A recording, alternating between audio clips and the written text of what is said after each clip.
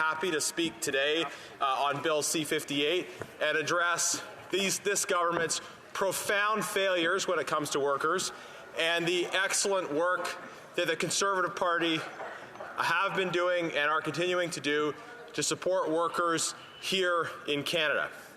Our priority is creating powerful paychecks for Canadian workers. That's right. Supporting jobs and opportunity for Canadian workers. And in that process, our leader, the member for Carleton, has been traveling across the country, engaging with, meeting with workers, hearing about their priorities and their concerns. And I can tell you, Mr. Speaker, that the number one priority for workers that he meets with, that all of us on this side of the House are meeting with, is jobs and opportunity, is to have an economy that works for working people, an economy that puts the interests of working people ahead of those of the well-connected insiders that this government has so persistently tried to prioritize. And we see this profound disconnect in so many different ways.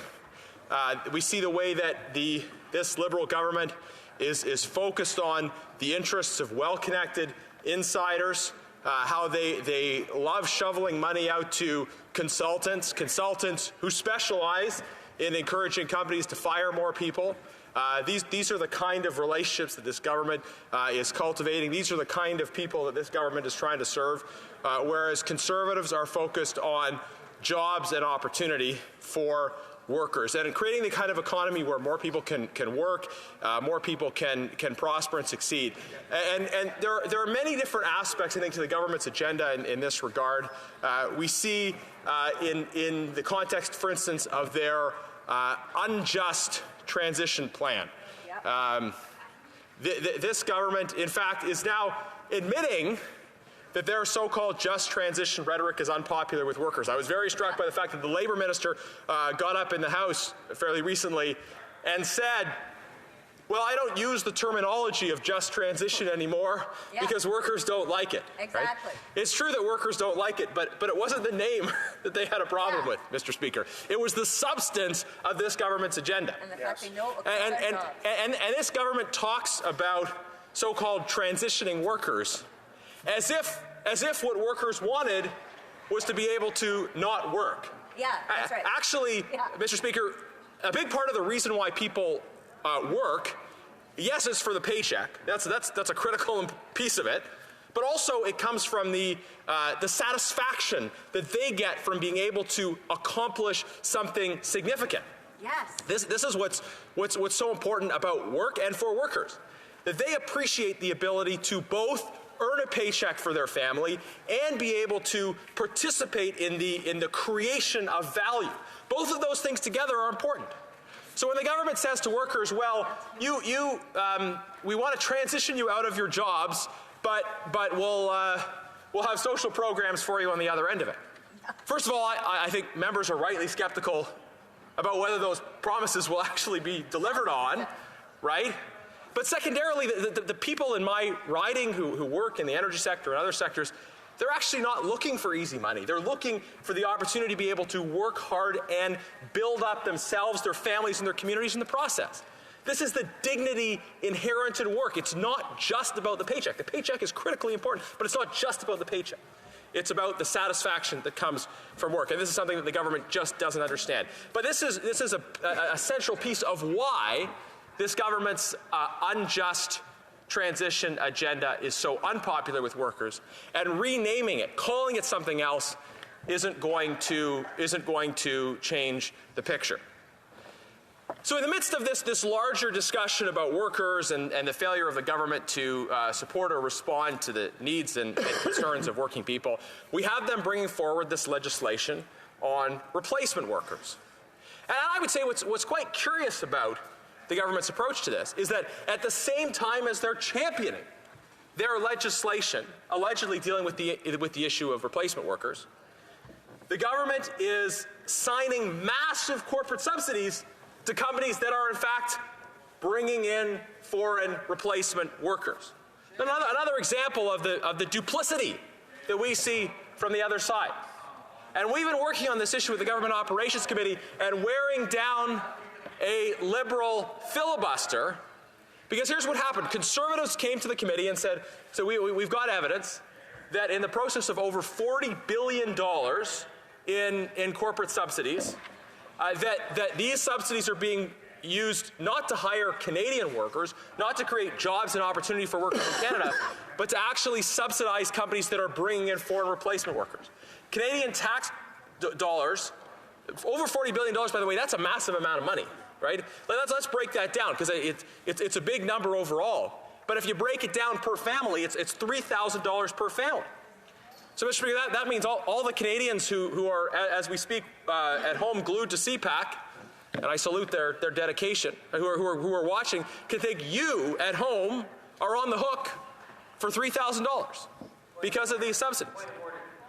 And a point of order from the Honourable Parliamentary Secretary, Government House Leader. Speaker, when the member is taking into consideration his calculation, does that include Premier Doug Ford's contribution also? It's not a point of order, it's just a point of debate. And as we get to questions and comments, I'm sure the Honourable Member can ask it at that time. The Honourable Member for Sherwood Park for Saskatchewan. Thank you. Thank you, Mr. Speaker. I think that was obviously not a point of order, but in a way it was revealing the way the member spoke about it. Because he thinks when different levels of government spend money on items, that comes from the individual. That when the government of Ontario spends money, that's Doug Ford's money. Or that when the government, this government spends money, that it's their money somehow. There's only one taxpayer. Absolutely. The people of Canada, whether it's through provincial, local, or national governments, the people of Canada are paying for this, okay? But we're talking about very large sums of money individually. So Canadians have a right to say, what value are they getting for this spending? And if they were to find that a very large portion of those subsidies were going to subsidize foreign replacement workers, I think they would have a right to be concerned. So Conservatives, we've taken a very moderate, reasonable approach on this. Absolutely. We've said, hey, we just want to get the information. Show us your work. Show us your work. We think Canadians should be able to see the contracts. And it's interesting, every time we bring this up, that Canadians should be able to see the contracts. Members of the government say, oh, these are great deals. These are great. These are the best deals you've ever seen for workers. But no somebody I know. But I would say, hey, these aren't the best deals you've ever seen because you haven't seen them, right? Right. We don't know if they're the best deals we've ever seen because we can't see them. So let's see them, right? If the government is so proud of what they're doing, then show us your work. Yeah. Maybe. I doubt it, but maybe we'll be surprised and pleased. We'll say, "Oh my, these contracts are fantastic!" Right? Maybe we will. Maybe that'll be what we'll do. Maybe once they're submitted to the committees, we'll look at them and we'll say, "Wow, this government has done a great job. These are fantastic." Maybe we'll say it. We probably won't. I mean, but maybe we'll be shocked that they'll be good. Yeah. Or maybe we'll find that the government did not include any protections for Canadian workers. I think that's what we'll find. But either way, show us your work. But this, it was the best essay I ever wrote. But the dog ate it before I could hand it in to my teacher. Yeah, I promise. My kids, we cleaned up so well, but somehow the dog got in. You know, we did great work, but no one could see it. What absurdity from this government. Again, if you did the work well, if the workers are protected, then show us the contracts. Yeah. So, Mr. Speaker, we're calling again. If the government is actually proud of their approach, if they think they've done good work for workers, then show us the work. Yeah, but inevitably in questions and comments, we're going to hear members stand up and say, oh, these are the best deals you've never seen, right? Enough of the best deals we've never seen, Mr. Speaker. Let's see the deals. Let's see what $40 billion got Canadian workers. Did $40 billion get workers anything? And the member across the way says, come to Windsor. I would love to come to Windsor. I will come and door knock vigorously in Windsor in the next election, Mr. Speaker. We will be there. And when we door knock in Windsor, we will say to workers, you have the right to a member of Parliament who wants to show you his work. You deserve a member of Parliament who's not going to hide his work. You deserve a member of Parliament who's not going to go to committee to filibuster. Who's going to go and fight to cover up the work he's doing. You deserve a member of Parliament who's going to come and say, see what what I did, see what I accomplished. Not someone who's going to say, we don't want to show you their work. So, Mr. Speaker, I challenge the members across the way. If they care about workers, if they actually care about Canadian workers, then let Canadian workers see their work, release the contracts.